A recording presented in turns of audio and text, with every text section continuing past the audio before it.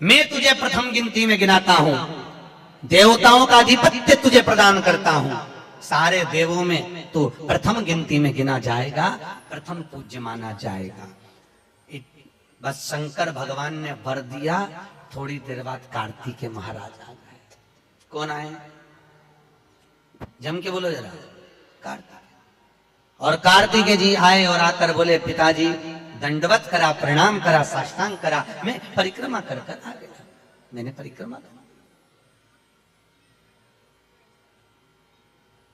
अब इधर तो देवता सब सारे देवता मिलकर अक्षत छोड़ रहे गणेश जी के ऊपर, स्वस्ति वाचन हो रहा, लोग प्रणाम कर रहे, नमन कर रहे, लोग आवाज लगा रहे, श्री गणेश जी महाराज की।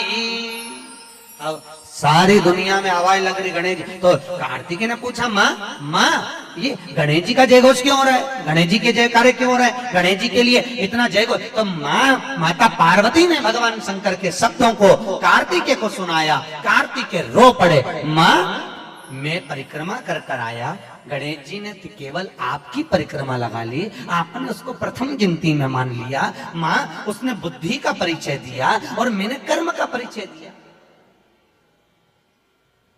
बुद्धि का परिचय, कर्म का परिचय।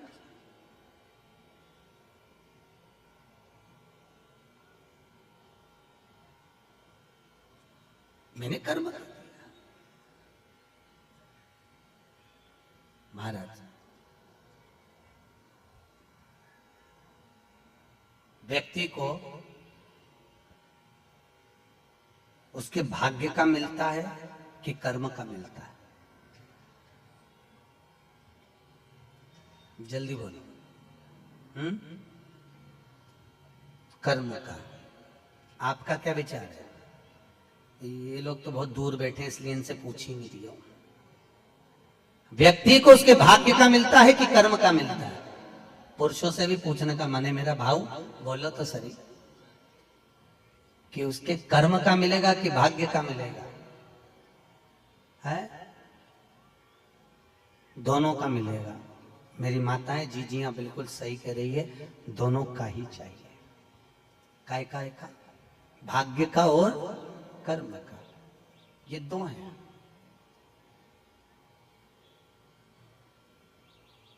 बैंक में एक लॉकर होता है, उस लॉकर में लोग अपनी रकम रखते हैं। बोलो तो सही है गलत? रखते हैं कि नहीं रखते? अपनी चेन, अंगूठी, मोबाइल, पर्स सब लॉकर के अंदर रखते हैं। बैंक में लॉकर होता है, लॉकर में रखने के बाद में लॉकर की दो चाबी होती है। कितनी चाबी लॉकर की? दो। एक चाबी तुम्हारे पास, एक चाबी मैनेजर के पास। तुम्हारी चाबी कितनी भी लगा लो, जब तक मैनेजर की चाबी नहीं लगेगी तब तक वो लॉकर, अरे बोलो जम के, नहीं खुलेगी। और बैंक का मैनेजर कितनी भी चाबी लगा ले, लॉकर खुलेगा क्या? नहीं, तुम्हारी चाबी लगना जरूरी है। उसी तरह तुम्हारी चाबी है कर्म की चाबी, तुम कितनी भी घुमा लो पर वो ताला नहीं खुल सकता जब तक मैनेजर मेरा शंकर अपनी भाग्य की चाबी घुमा कर नहीं जाए।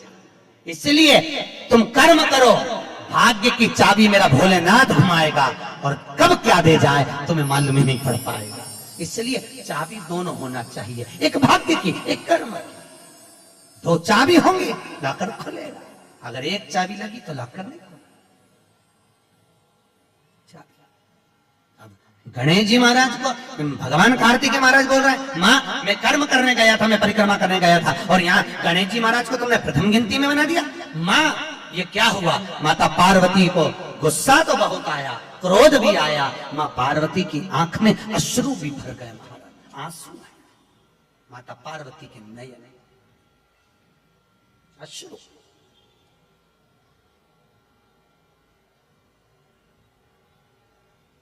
मां खड़ी हो गई।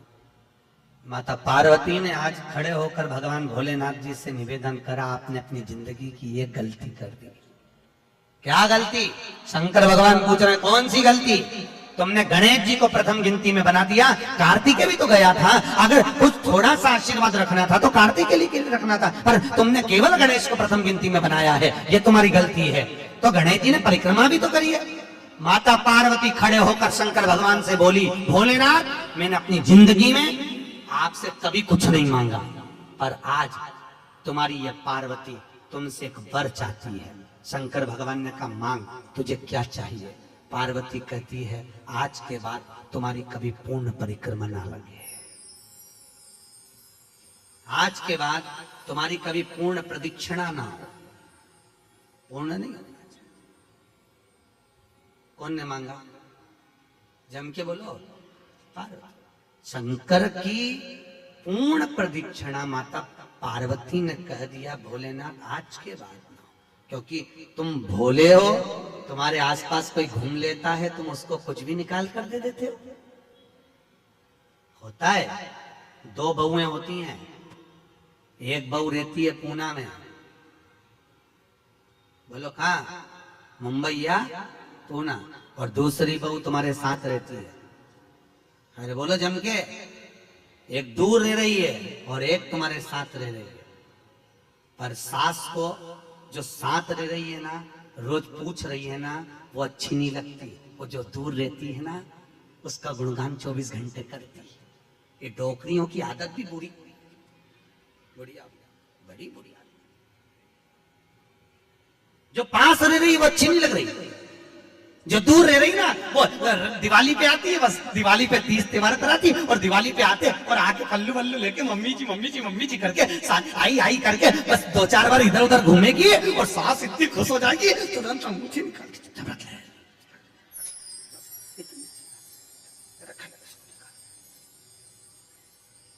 जो तुम्हारे पास में है वो बुरी लग रही है, वो चाय दे रही है, दूध दे रही है, बस बोलने में कभी कभी बोल देती है। अब बहुएं हैं बेचारी, हो जाता है।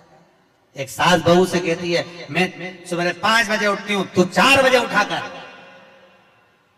अब वो झगड़ा करते करते हमारे पास आ गए और हमारे पास आके बोली, गुरुजी ये मेरी सास मुझे परेशान करे। मैंने बोला, तेरी सास को क्या बोल रही है? तो क्या मैं 5 बजे उठूं तो बहू 4 बजे उठना चाहिए।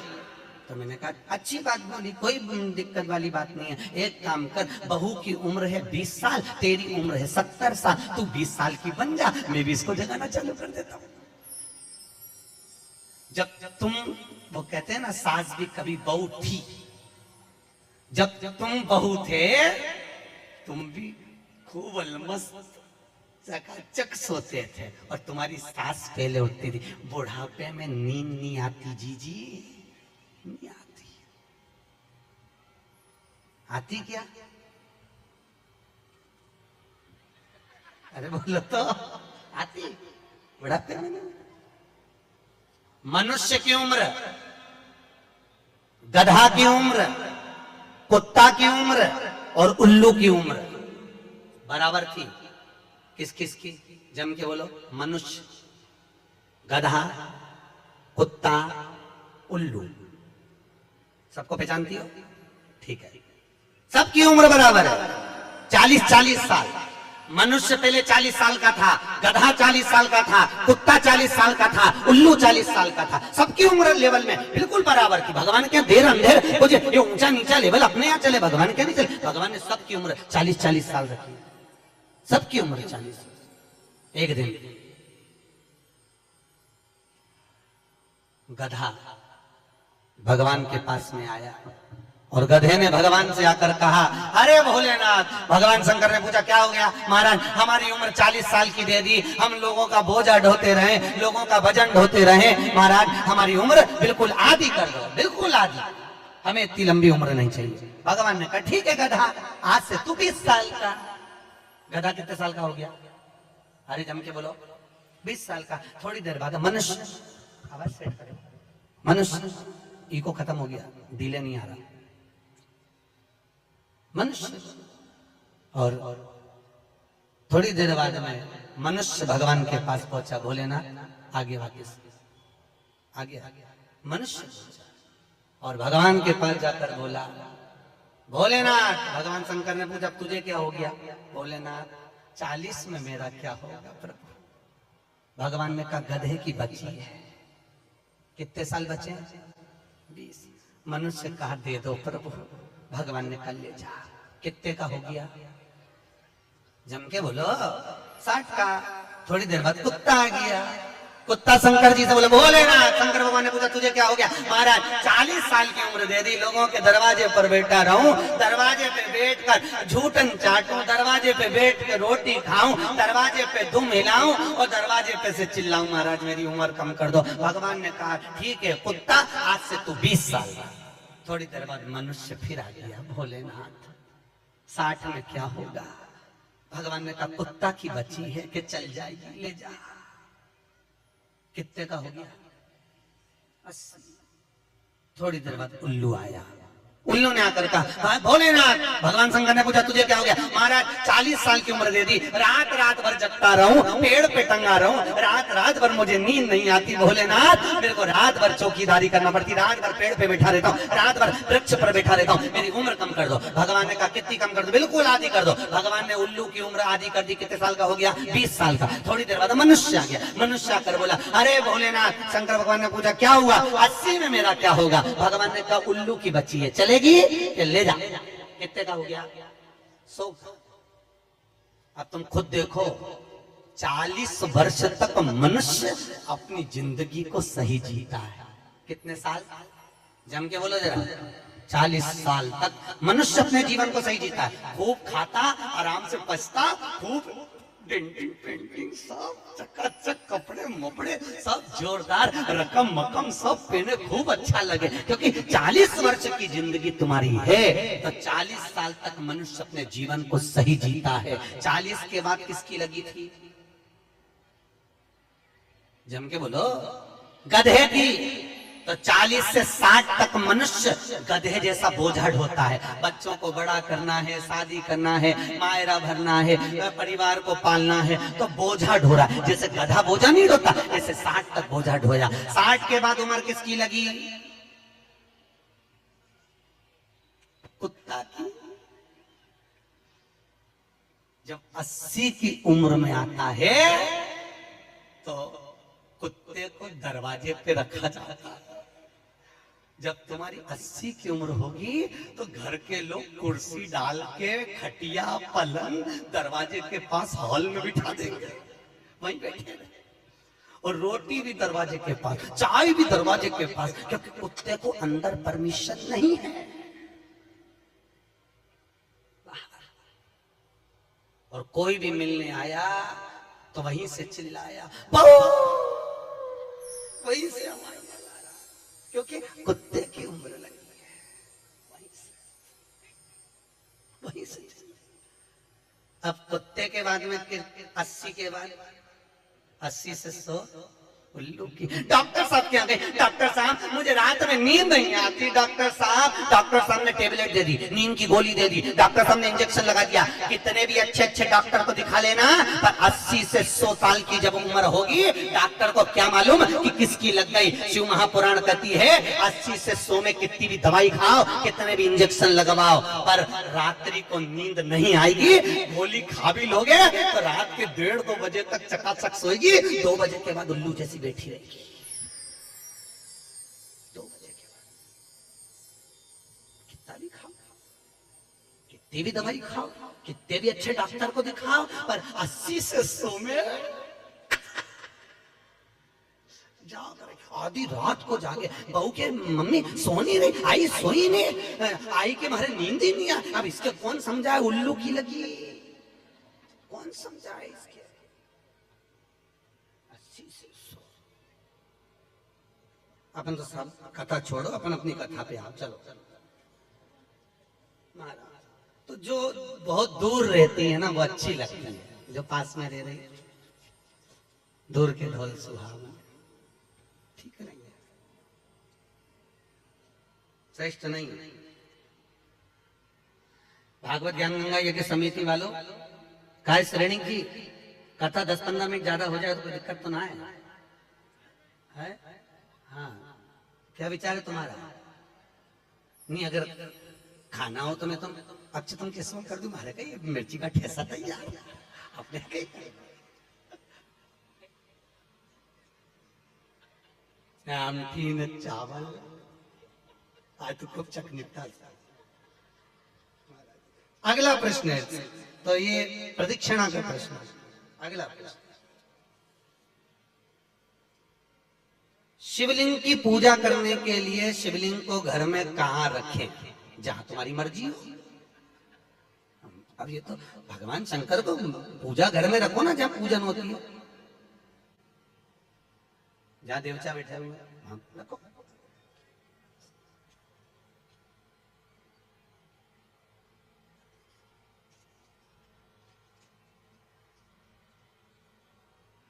पीपल के पेड़ को सोमवती अमावस्या के दिन 108 फेरी क्यों लगाई जाती है? बहुत बढ़िया।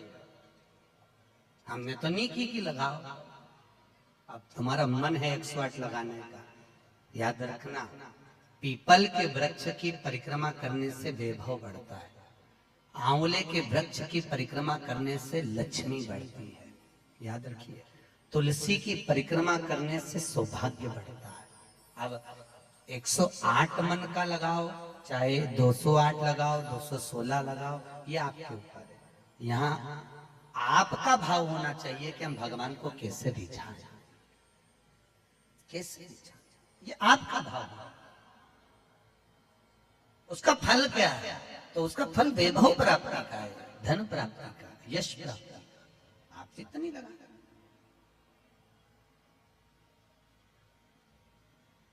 ऋषभदेव जी के पुत्र श्री भरत जी महाराज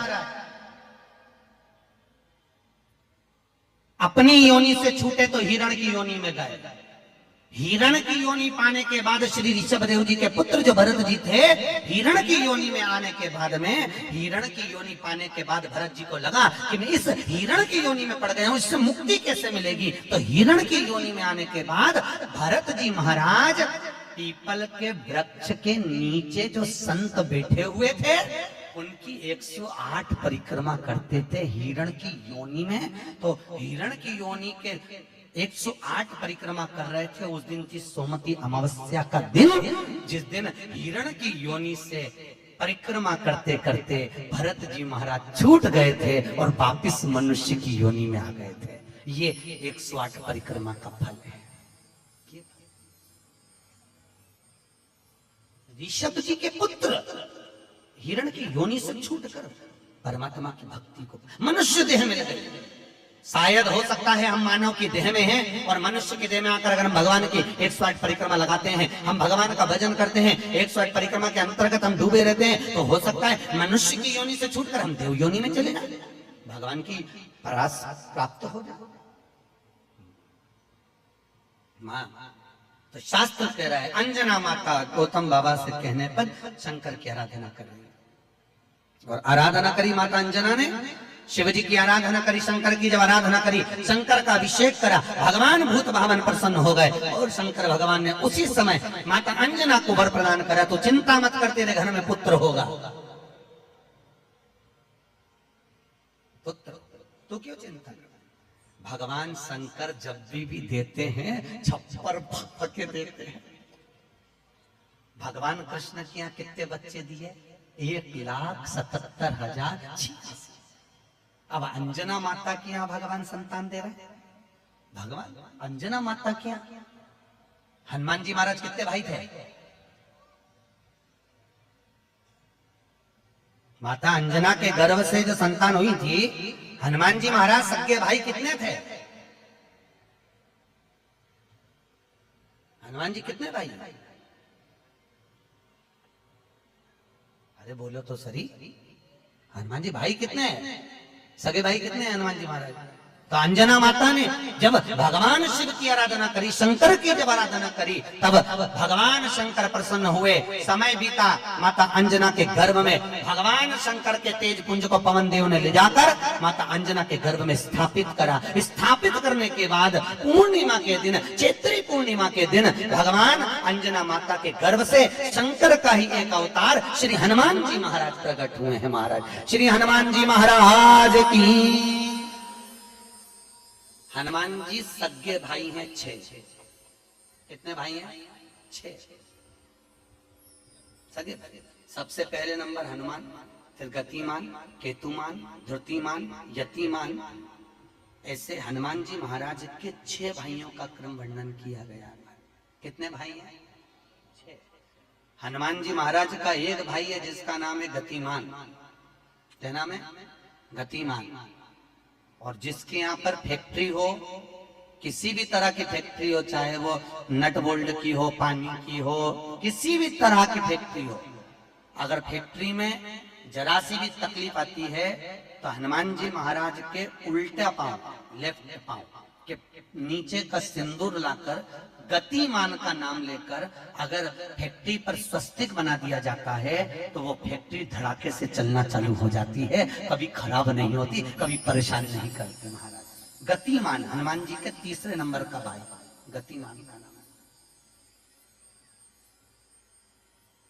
है। ये जो राजनेता होते हैं ना, जब चुनाव लड़ने के लिए जाते हैं और उन्हें विजय प्राप्त करना है तो विजय पाने के लिए वो एक ही काम करते हैं। हनुमान जी के 3 नंबर का भाई गतिमान, उस गतिमान के नाम से जो व्यक्ति युद्ध करने के लिए जा रहा है या विजय पाने के लिए जा रहा है, अपने बराबर का लच्छा जानते हो, नाड़ा मोली, उसको नाप कर गतिमान के नाम से लपेट कर हनुमान जी के मंदिर में रख देता है और उस मोली को फिर अपने हाथ पर बांध लेता है तो वो हार नहीं सकता, विजय ही प्राप्त करेगा। गतिमान का इतना प्रभाव है, चाहे कुछ भी। गतिमान है, वो नीचे नहीं है, उसकी प्रखरता। गतिमान श्री हनुमान जी महाराज का प्रागट्य हुआ। अंजना माता के गर्भ से श्री हनुमान जी महाराज प्रकट हुए। पवन तनय संकट हरण मंगल मूर्त रूप, राम लखन सीता सहित हृदय बसौ सुर भूप। श्री हनुमान जी महाराज प्रकट हुए। देवताओं ने पुष्पों की वृष्टि करी, गंधर्व गान करे, अप्सरा नृत्य करी, चारों तरफ सुख समाहित हुआ। श्री हनुमान जी महाराज की। हनुमान जी महाराज प्रकट हुए। प्रबल रावण को मारने में सबसे ज्यादा सहयोग किसने करा था? अरे जम के तो बोलो, हनुमान जी। पूरी पृथ्वी पर सबसे ज्यादा मंदिर किसके हैं? बोलो तो हनुमान के। अपने करमाला में तुम गिनना, अगली बार आऊंगा तो पूछूंगा। अगर अगली बार भागवत ज्ञान गंगा यज्ञ समिति ने मान लो बुलाया तो पूछूंगा आपसे आके कि करमाला में कितने हनुमान जी के मंदिर हैं और राम जी के मंदिर कितने हैं। राम जी के मंदिर अगर 5 होंगे तो हनुमान जी के मंदिर 20 होंगे। हर जगह पर हनुमान मिल जाएंगे, हर जगह। कहीं पीपल के नीचे, कहीं कहीं बैठे हुए, कहीं कहीं बैठे, हनुमान ही हनुमान, ढेर सारे हनुमान। आखिर हनुमान जी के मंदिर ज्यादा, राम जी के मंदिर कम क्यों? नहीं तो राम के मंदिर ज्यादा होना चाहिए, हनुमान के मंदिर कम होना चाहिए। पर हनुमान के मंदिर ज्यादा इसलिए हुए क्योंकि हनुमान जी ने राम जी की इतनी सेवा करी कि भारत की भूमि पर सेवा पुजा गई। इसलिए हनुमान जी के मंदिर ही मंदिर बन गए। मंदिर तुम्हारे भी बन सकते हैं अगर तुम सही से माता पिता की सेवा करो तो। मंदिर बनने में देरी नहीं लगी, तुम करो तो मंदिर बन। रावण को मारने में सबसे ज्यादा सहयोग किसका था? अरे बोलो जम के, हनुमान जी का।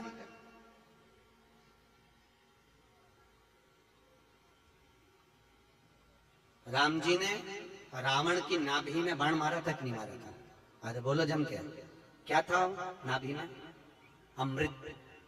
तो जब रावण की नाभि में राम जी महाराज बाण मार रहे हैं तो रावण क्यों नहीं मर रहा? मर जा रावण, क्योंकि नाभि में अमृत है, वो तो सूख चुका है, मरे ना। फिर मरता क्यों नहीं है रावण? क्यों नहीं मरा रावण? राम जी से 10 मुख हो गए फिर भी नहीं मर पाया। फिर तैयार, फिर विभीषण कह रहा है कि ये रावण की नाभि में अमृत है, मारो। और राम जी बाण पर बाण छोड़ रहे हैं तो रावण नहीं मर रहा, धराशायी होकर नहीं गिर रहा, वहीं की वहीं खड़ा, स्थिर की स्थिर, मरने को तैयार ही नहीं है। ये भी बड़ी विचित्र सिचुएशन है। मरी नहीं दिया। चिंता लग गई हनुमान जी को युद्ध देखते देखते। हनुमान जी महाराज समझ गए जरूर कोई बात है जिससे ये रावण नहीं मर गया। भगवान ने इतने बाण छोड़ दिया नाभि में, विभीषण करे नाभि में मारो, नाभि में भगवान मार रहे तो भी नहीं मर रहा। हनुमान जी महाराज ने देखा युद्ध अपनी जगह चलता रहेगा, हनुमान जी गए लंका के अंदर पहुंच गए। एक पंडित जी का रूप रखा, संत का रूप रखा, गुरु का रूप रखा और ब्राह्मण का रूप रखकर हनुमान जी अंदर आए लंका में। और लंका में सब लोगों के हाथ देखने लगे, हाथ दिखाओ। अब सही सही बताया, हनुमान तो हनुमान, सबका भाग्य बता रहे। इतने में मंदोदरी के पास खबर पहुंच गई कि लंका में कोई ऐसा विद्वान पंडित आया है जिसको हाथ दिखा तो भाग्य बताता है। मंदोदरी निकल कर बाहर आ गई। मंदोदरी ने आकर कहा, ब्राह्मण देवता मेरा हाथ देखकर बताओ कि मेरा भाग्य क्या कहता है। इतने में हनुमान जी ब्राह्मण के रूप में थे। हनुमान जी ने कहा, पंडित जी बोले ब्राह्मण के रूप में, हनुमान जी बोले तेरे पति के ऊपर काल मंडरा रहा है और तेरा पति मरने को तत्पर खड़ा है। पर सुन ए स्त्री, तेरा पति इतनी जल्दी नहीं मर सकता, क्योंकि तेरे पति के पास जरूर कोई राज की बात है।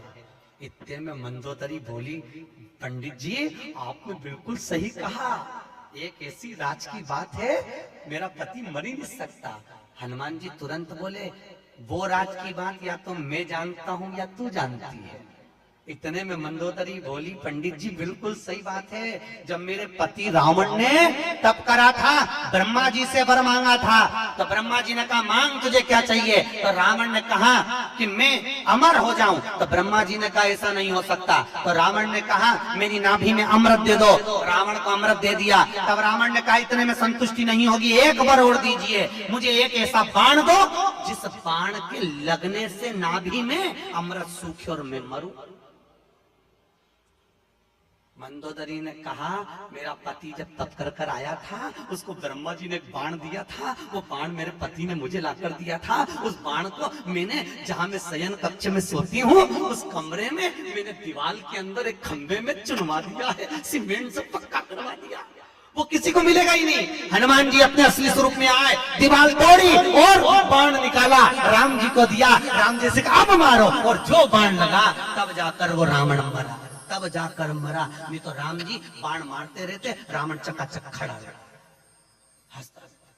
वो तो राम और हनुमान।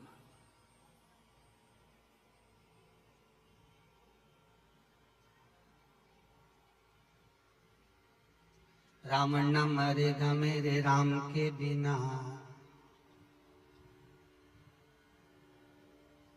और राम न मिलेंगे हनुमान के बिना। श्री राम जय जय राम, श्री राम जय राम। भगवान राम जी महाराज आनंद में विराजमान महाराज, इसलिए भगवत भजन का स्मरण है, भगवत नाम का। श्री हनुमान पवन तनय संकट हरन, मंगल मूर्ति रूप, राम लखन सीता सहित हृदय बसौ सुर। भगवान श्री हनुमान जी सहज नहीं, हनुमान जी महाराज आनंद में स्थापित हुए, विराजमान हुए। कुछ समय बीतता है महाराज, और उस समय की अनुकूलता में भगवान तुमरुका जी चंचुला देवी को भगवान शंकर के नंदन वन भ्रमण की चर्चा करते हैं। भगवान शंकर माता पार्वती के साथ में काशी घूमने के लिए गए। माता पार्वती अकेली बैठी हुई थी, शंकर भगवान को जाना पड़ा, कोई काम से। पार्वती जी बोली मैं अकेली क्या करूंगी भोलेनाथ। शंकर भगवान ने कहा पार्वती तेरे एकांत को मिटाने के लिए तू इस वृक्ष से, सामने अशोक का वृक्ष था, इस वृक्ष से जो मांगेगी वो तुझे मिल जाएगा।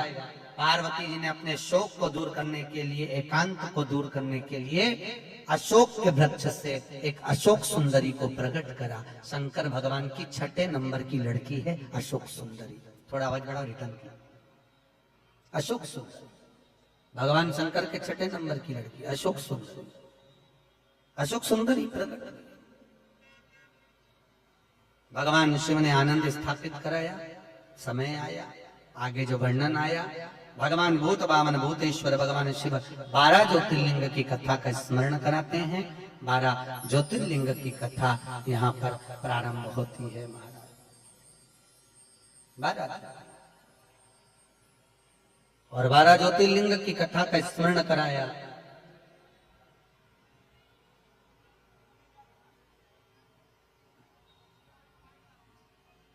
मुख्य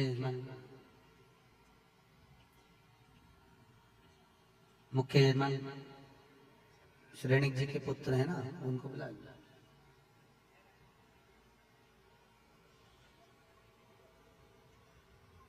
दस मिनट श्रेणिक जी जो मुख्य यजमान है, रोज पूजन में बैठे हैं, आपके पुत्र और बहू, उनको 5 मिनट 10 मिनट के लिए बुला दो।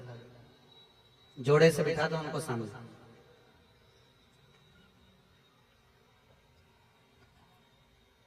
जोड़े से बिठा दो, कहीं पे भी, यहीं सामने बिठा दो। भगवान 12 ज्योतिर्लिंग की कथा का स्मरण कराते हैं।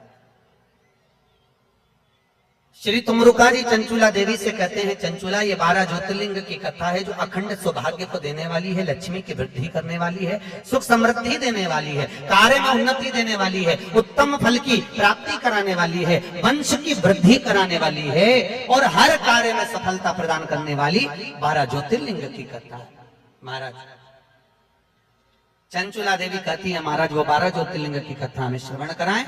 भगवान शंकर ने अपनी जटा में से बेलपत्र को निकालकर अपने हाथ में रखा है और हाथ में बेलपत्र लेकर भगवान शंकर 12 ज्योतिर्लिंग की कथा का रस स्वादन ग्रहण करते हैं। प्रथम एक बार चंद्रदेव को अपनी काया का अभिमान हुआ। काया के अभिमान से चंद्रदेव बड़े प्रखर हुए और अपनी केवल एक धर्म पत्नी रोहिणी पर ध्यान देते थे, बाकी की पत्नियों पर ध्यान नहीं दिया। सारी धर्म पत्नियों ने जाकर दक्ष प्रजापति से विनती करी। दक्ष ने चंद्रदेव को समझाया, चंद्रदेव तुम मान जाओ, अपनी काया का अहंकार ना करो। चंद्र मानने को तैयार नहीं, रोहिणी पर आसक्ति ज्यादा थी। एक दिन दक्ष प्रजापति ने श्राप दे दिया, अरे चंद्र, मैंने अपनी इतनी बेटियां तुझे ब्याही और उसके बाद भी तू केवल एक कन्या पर ध्यान देता है, अपनी धर्म पत्नियों पर ध्यान नहीं दिया। मैं तुझे श्राप देता हूं, तेरा शरीर टपक टपक कर गिरे, तुझे क्षय रोग हो जाए। शरीर टपक टपक कर नीचे गिरने लगा। महाराज चंद्रदेव इधर उधर भटकते हुए देवऋषि नारद के पास पहुंचे। नारद जी महाराज अपनी मस्ती में भगवत भजन में लगे हुए थे। महाराज नारायण श्रीमन नारायण, नारायण श्रीमन नारायण, नारायण श्रीमन नारायण। गाइए, सब गाइए।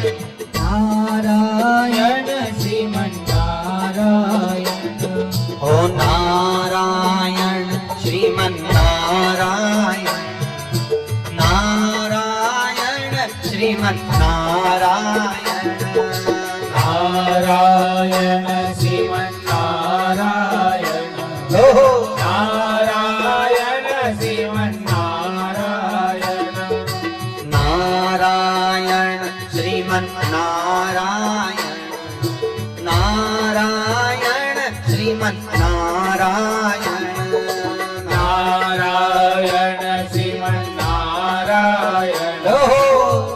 नारायण श्रीमन नारायण, नारायण श्रीमन नारायण,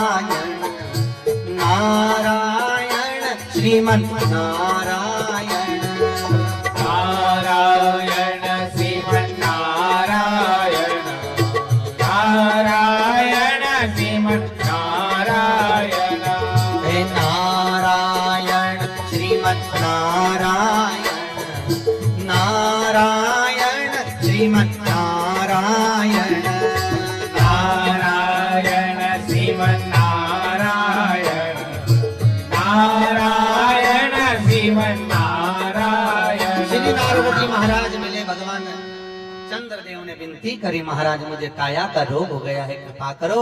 भगवान चंद्र की विनती सुनकर देवऋषि नारद ने शंकर जी का पूजन का विधान बताया। शंकर भगवान प्रकट हुए। चंद्रदेव तुम्हारे काया के रोग को मैं मिटाता हूँ, तुम यहाँ पर विराजमान रहना। चंद्रदेव को भगवान ने मस्तक पर धारण करा, सोमेश्वर महादेव के रूप में भगवान शंकर विराजित हुए हैं महाराज। बोल सोमनाथ भगवान की हर हर। अगला वर्णन आया है श्री मल्लिकार्जुन।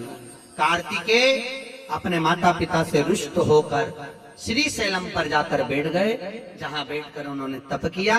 शंकर पार्वती उनको मनाने के लिए पहुंचे। आज भी अगर मल्लिकार्जुन ने यहाँ पर जाकर दर्शन करेंगे तो मल्लिकार्जुन में दो ध्वजा लगती है, एक सफेद एक लाल। कितनी ध्वजा लगती है? दो, सफेद और लाल। मल्लिकार्जुन का एक नियम है, वो दो ध्वजा पूरे महीने में कभी नहीं हिलती। हिलती है तो केवल एक अमावस्या के दिन, एक पूर्णिमा के दिन। अमावस्या के दिन सफेद ध्वजा हिलती है और पूर्णिमा के दिन लाल ध्वजा हिलती है। बाकी के समय पर ध्वजा नीचे की नीचे लटकी रहती है, कितनी भी हवा चले पर वो ध्वजा हिलती नहीं महाराज, हिलती नहीं, कितनी भी हवा चले। आज भी शंकर और पार्वती कार्तिकेय से मिलने के लिए श्री शैलम पर आते हैं। श्री शैलम आज भी भगवान आज भी। अब कार्तिकेय जी वहां विराजमान हुए, भगवान शंकर उनसे मिलने के लिए वहां पधारे। मल्लिकार्जुन के रूप में भगवान शिव विराजमान होते हैं। अगला वर्णन आया है महाकाल। दूषण नाम का राक्षस ब्राह्मणों के बच्चों को निचोड़कर उनका रक्त पीता था। भगवान को सब इन ब्राह्मणों ने पुकारा। शंकर भगवान ने कहा इस दूषण को वरे कि ये जब मरेगा इसका रक्त जहां गिरेगा उससे और भी दूषण उत्पन्न हो जाएंगे। तो एक काम करो, भगवान शंकर ने कहा मेरी बहन के पास जाओ। शंकर जी की एक बहन थी, केवल एक बहन शिव जी, जिसका नाम था छी प्रिया। क्या नाम था?